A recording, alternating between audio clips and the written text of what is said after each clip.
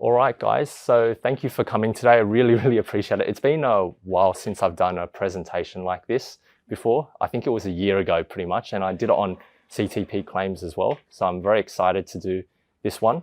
It's just going to be specifically about goal setting and in the context of how we manage CTP claims. Goal setting isn't something that we just apply to CTP claims. It's something that we can apply to how we manage work cover claims and other sort of injuries as well. And it's something that if you're a treating provider, you can also keep note of as well. So to get started, we're going to just talk about the clinical framework principles first that are listed in the CIRA guidelines for how we manage CTP claims. The first one we note here is to measure and demonstrate the effectiveness of treatment. For this one, we liaise with the treating providers and we review how they assess and reassess their patients. The treating providers will obviously note stuff like range of movement, you know, their outcomes on like the pain scales or also on questionnaires as well. With rehab, when we do work as rehab providers as well, we also monitor progress through our medical case conferences and also from when we review goals with our clients as well. We adopt a biopsychosocial approach. What this basically means is that when we communicate with workers, we're focusing on all aspects of their recovery. It's not just the injury that we focus on. We focus on like their mental health, you know, how they're doing, how things are at work and how things are within their social life as well. So when we liaise with our workers, you guys often know that you're not just talking about, you know, how's your injury, how things are. You're asking about how their day's been, you know, how things have been at home. We often develop that closer relationship with our clients that other providers such as the employer potentially or even the insurance company won't be able to develop. The other thing we do as well is we empower the injured worker to manage their own injury. So when we talk with them, we provide them with reassurance, we help them to set goals, and we also track their goals as well. So we ask them, you know, how things have been.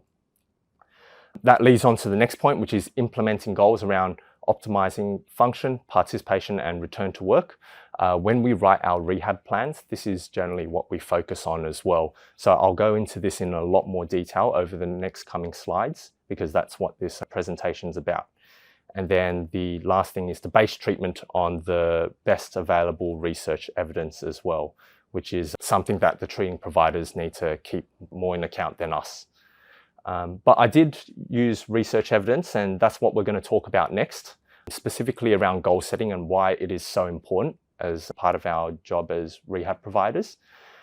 Basically, this was a study done with 59 patients with chronic pain, which resulted in their unemployment. This study was done specifically in Canada. A large majority of these patients were under workers' compensation, with some under disability support, which I guess is similar to Centrelink in Canada. They participated in an inpatient university pain program. And this was specifically targeted for people with neck and lower back pain, with or without radicular symptoms. So that's radicular symptoms is when they're experiencing pain down there as a result of, say, their neck pain or their pain down their leg as a result of their back pain. Before they did this, before they got the patients to do the pain program, they asked open-ended questions about the patient to firstly classify them based on their demographics, but then also establish what their goals were from the pain program.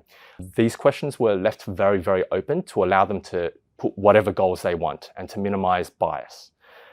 From this study, they were then classified into two different groups, ones which mentioned some sort of return to work goal, and others who did not mention their return to work as part of their goals. We're going to have a look here. Basically, they've classified based on, you know, the type of injury they've experienced, how long the injury has lasted for, how many surgeries they've had as a result, what the length of unemployment was. So they've gone through and just classified that. You can see other sort of factors there, such as whether they were single, married, divorced. A lot of that was noted, as well as their region of pain. Okay, so what they found was that there were positive demographic factors. So, for example, the people who were more educated or younger of age were like, it does make sense that they do recover faster following a workplace injury. If they're single as well, generally they're more likely to return back to some form of work as well, because they're often trying to support, on a single income. And then also a lower time out of unemployment. Out of unemployment is also a positive factor as well. They also noted that the duration of pain and the number of surgeries was also a good factor. But the most significant thing that they noticed was the ones who mentioned that they wanted to return to some type of work or return back to their usual work. They had the most positive outcomes in terms of their recovery and return to work. And that's what we're going to have a look at in the next slide over here. So we can see, based on this slide, it just shows the number of people that returned to work versus the number of people that didn't return to work. Basically, you can see from the first one, for example, age. Surprisingly, people under 45 years old, there were 41.7% who returned back to work, and then none above 45 returned back to work, which is actually surprising. I expected some people who even above 45 to have returned back to some form of work. I'm not sure why they chose the age 45 specifically. Maybe it's something to do with the culture in Canada. That's something that wasn't mentioned in the study when I read through it. You can see also that marital status also had an impact, like those who were not married returned back to work compared with those who were married. However, we can see here the biggest impact was the return to work goal. So that's the second one from the bottom, where those who wanted to return to some form of work as part of the goal that they listed, there was 51.3% who ended up achieving their goal, whereas the ones who didn't have a return to work goal at all, 0 of them ended up returning back to work. So it shows how important it is that we have some type of return to work goal in their minds from when we receive a work cover claim. So then they're thinking about, look, what is the plan for me to return to work? CTP claims and work cover claims often don't last forever. It's not something that we can rely on for a stable income. I need to think about my future. So that's what the study concluded, and it's a really, really big finding. The only issue I had with this study was the fact that the sample size was also quite small. So they only did this on 50 people. I tried searching for studies where they either collected data worldwide or even from separate studies and combined them into studies for, say, 100 or even 1,000 people, but those weren't available, unfortunately. The second study I wanted to note as well was specifically regarding how return to work improves the quality of life as well as the reported pain of individuals who experience whiplash injury. This is specifically with CTP claims, and they were all following motor vehicle accidents. And I believe this one was done, I think either in Malaysia or Canada as well, where they have a not at fault system. So everyone gets covered regardless of their fault during a motor vehicle accident. With this, they were provided with a rehabilitation program where they're medically monitored by a doctor and then also medically monitored by physiotherapists and counsellors if required. But there was no intervention that was specifically targeted at return to work. Following the program, which lasted 7 weeks, 42 returned to full-time work, 31 returned to some part-time work, and then 37 were still unfit for work. And I think this was a follow-up 1 year after the 7-week program was completed. So there's a lot of numbers to digest here, but the main points, if we have a look at the table on the left, is that the ones who returned back to some form of work obviously reported a significant improvement in their condition. There was less, so that was 82% who reported a big improvement. 51% of those who didn't return to work reported some form of improvement, but it's not a good outcome that they're still not back at work. We can also see the impact that being off work has had, because some have reported that their condition has worsened and some have reported that it's remained unchanged. So we can see 27 and 21% have reported a decline in condition, compared with 10% and 8% in those that returned to work that reported that, hey, look, my condition hasn't gotten worse. So that's the big thing. The other thing that we can notice from the right table as well is that the ones who re-engaged back into work reported improvements in range of movement. So with whiplash, they measured the range of movements of the neck, and they reported overall that when they compared the ones who returned to work with the ones that didn't, the ones who did had, I think, around 10% on average greater range of movement, 10 to 20% for most movements, compared with those that didn't. On top of that as well, they also took measurements of stuff like the impact of event scale and also the neck disability index, which asked them about their perception of how the injuries impacted them, as well as the severity of their pain. And the ones that didn't return to work, they mentioned that basically the impact of that the injury has had on them was much more significant and profound, because the scores were significantly different as well. I think 30% different. So that's why it's really, really important for us as rehab consultants to focus on identifying, whether they're struggling to return to work and helping to support them with that process, whether that's through a graded return to work plan or whether that's identifying that a vocational assessment is needed immediately. So yeah, on to the next slide. What sort of goals do we set as a rehab consultant when we speak with these sort of patients? So I like to refer back to the biopsychosocial approach. When we do this, we can think about biomechanical goals, psychological goals, and then also social goals. I have some examples here. So for example, biomechanical would be something like an improvement in range of movement or an improvement in their lifting capacity, those sort of things, or a reduction in pain as well. So if they're relying less on pain medications, that's a good sort of goal that we can keep in mind for them. Psychologically, if they improve in terms of their questionnaire scores, in terms of their social participation, or even when they say that, they're subjectively feeling like they're doing better when they speak with you, that's also something that you can use as a goal. If you feel better than yesterday, that's a good thing. Socially, there are a lot of goals that we can draw from here, because a large aspect of many people's lives lie with social communication. An example would be like returning to work, doing their activities of daily living, or participating in community or social events. So those are a lot of the things we ask our patients, and those are a lot of things that we can draw goals from. Do you guys have any other goals that you might set for your patients or anything in mind? Hobbies, yeah, that's good. So for example, building Lego or going out to the beach, stuff like that is also a big, they're things that can be debilitated as a result of injury and something that they can try and start to participate in again. So I've got here a section of the rehab plan with the goals listed there. This is pretty much a templated list of, and a brainstorming idea of the type of goals that you can set with your workers. I'm going to discuss this in a bit of detail later, but I just wanted to show you guys now first. All right, so in terms of the goals we set, I've referred back to another study on the way to talk about the manner and the way in which we can set goals with our clients. I think you guys have all heard of SMART goals before in terms of setting goals. So being specific, measurable, attainable, realistic, and time-bound.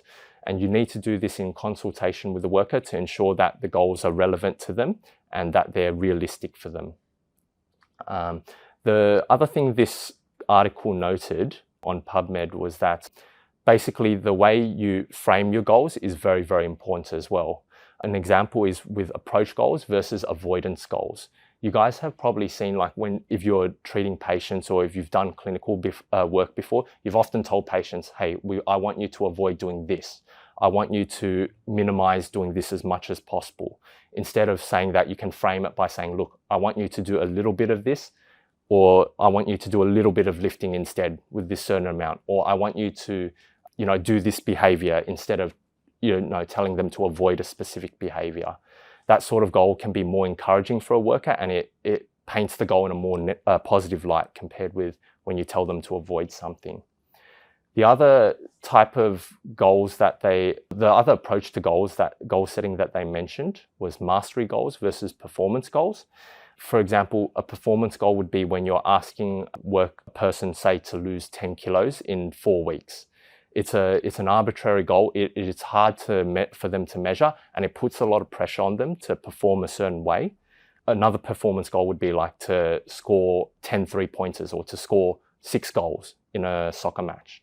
Instead of saying that, you can break down the goals into what are called mastery goals instead. These are smaller sub-goals, which can allow you to create an action plan.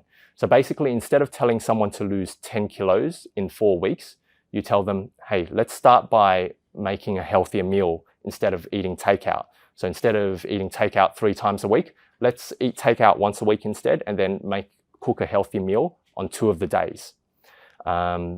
So those allow you to more easily create an action plan, because with telling someone to lose 10 kilos in 4 weeks doesn't really give them actions to do. When you tell them to cook a meal instead for 2 times of the week, and then they can have takeout once a week, that gives them something more clear to do instead. And we need to think deeper when we're consulting with our patients about what sort of goals we're setting with them and how we set an action plan based on that. And we'll apply that to how we fill out our rehab plan as well. So before, I was talking about when a good time to set goals is, and that's when you have that initial discussion with the patient. As I said, during the initial assessment, it's often the time when the patient is most vulnerable with you. You're either at their home or at the treating location, and you're in a position of potentially more authority compared with them. You're getting a lot of information regarding their pain levels, what their home situation is like, what their social life is like, how their mental health is been, and what sort of treatment and what sort of level of pain they're getting. So you can get a lot of information from that initial assessment, and from that initial assessment you can start to brainstorm some goals with them during that time that will help you to fill out your rehab plans later on in the context of CTP claims. So in terms of how we set goals with them, what I've found as an effective technique that I've used quite a lot is to co-create goals.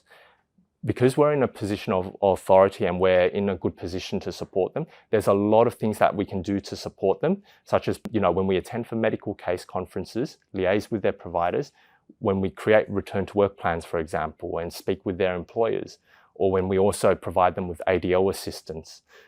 We can set goals for ourselves that are in line with what they need. For example, let's say if you have a worker who's struggling with mowing their lawn, you can say, look, I've spoken with your physio, he thinks that the lawnmower is a little bit too heavy for you at the moment. What my plan is I'm going to reach out and request for assistance to support you with lawn mowing for a period of 4 weeks. Your physio has said that after 4 weeks, you can try to do some lawn mowing. We're happy to try and request for assistance to support you once every fortnight instead, and you can try to do some lawn mowing for once a fortnight on the other weeks, on alternating weeks instead. So you can see how there you've set an action plan for yourself, but you've also involved the worker in it as well. So when they receive the support and you've done your job, they feel like they've had a victory. And when they return back to doing the lawn mowing and they feel that victory, that they're returning back to their normal function, you can feel like you've done something very, very meaningful for them as well. The other thing I like to do as well is to reframe the goals away from them. Instead of making it about them and their disability, make it more so about what they need to do instead to achieve the outcome that they want. So just framing and just the way that you deliver and discuss the goals with them can really change how they perceive you and how open they are to kind of, I guess, being open to pursuing the goals that they set for themselves. So there are times when things can get outside our scope. There have been, I'm sure everyone has had cases where they've, had a discussion with the worker, and the worker's brought up a lot of personal baggage, a lot of personal barriers that are very, very difficult for us to address. It's very, very, as rehab consultants, it is very important for us to set a clear boundary on what we can and can't provide support with them for. I had this discussion with Ken earlier last week or at the beginning of this week, specifically about when we can't be there to be their counsellors, but we can be there to provide them and support them with generalised goals and generalised advice. So stuff we can't help with is for example, their triggers in relation to their initial injury. If they have personal barriers or personal sort of problems in their life that affecting their ability to return to work or are contributing to their health or injury declining, then that's something that needs to be addressed by a counsellor. A decline in mental health as a result of being off work as well. That is something that we can try and support as much as possible, but we can't assist with to a deeper degree. And that's when counselling is indicated. And if we identify these clients early, and if we identify that they need a counsellor at the right time, if we find the right counsellor for them, it can provide a lot of benefit for them without prolonging their recovery. Hope that makes sense.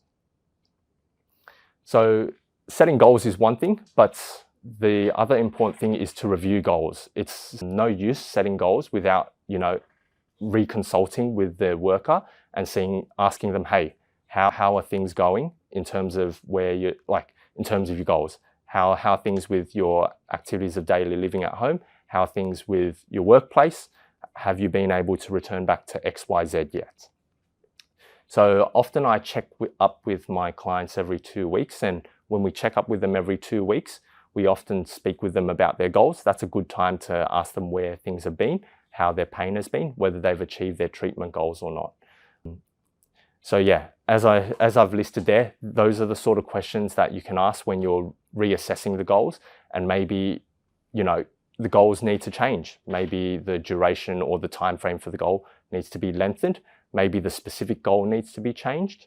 Maybe, we need to consult with other parties as well to try and change the goal in a way that makes it more specific or more achievable for the worker as well. So we go back and we start the same process again and just question everything that we've set out. So where else can we, basically there's a lot of parties who are involved as part of a CTP or work cover claim. We can set goals with a lot of these other providers as well, such as with the physio-psychologist in terms of, let's say, the frequency of treatment that the worker is attending for. Functional goals such as their health or their scores on questionnaires, their range of movement, their functional capacity. We can also review the goals that we've set with the client as well to see whether they're realistic and achievable with the treating providers. Do they think that it's reasonable for the worker to be back at pre-injury duties in 6 to 8 weeks' time? We can also consult with the employer, specifically regarding suitable duties, whether or not they've returned or trialled something at work, or whether they're satisfied at work as well, and whether something can be changed or a different goal can be set with the worker to make that experience of returning to work more enjoyable for them. We can also speak with the doctor to see, whether they're responding to treatment a lot or not, If they're relying less on medication or if they're taking less time off work, then that's often a good outcome. If sometimes we develop a closer relationship with our client to the point where we're speaking with family members and friends as well. So if they're participating more at home as well as socially, and if the family members and friends are feeling like the general situation at home and the social life has improved, then that's a good outcome that we can set with them as well. Because if they're feeling better, then that's a good outcome for the worker as well. So yeah, going back to the goals in the rehab plan, that's why it's so important that we fill this section out appropriately. This section here where we've listed out the goals, what the patient has set for themselves. That's when we have a consultation with them and do the initial and workplace assessment, we can identify, what they're struggling with, and straight away we can set goals, such as, do you want to return back to some form of suitable duties or to find employment within a period of 3 to 6 months' time? Do you want to consider how you can start, participating more, let's say washing the dishes at home, or participating more in your social life, or going back to, doing things out socially a little bit more. So a lot of that information can be included in that section of the return to work plan, or not return to work plan, the rehab plan. From there, when we complete the section following the table, the objectives or the goals they set basically go in the first column of that table, and then the service type and the strategy, so that third column there, basically is like an action plan that we set for them ourselves. So remember before what I was saying about having the co-creation of the goals? Basically, the first column is like what the worker's going to do or try and do, And then the service type, the third column, is what we are going to do to help the worker. So it creates a very clear plan that shows you what the worker is going to try and do, such as attending for appointments, participating in their life a little bit more. And then that third column is what we're going to do, such as medical case conferences, ADL assessments, ADL support, return to work planning or vocational retraining.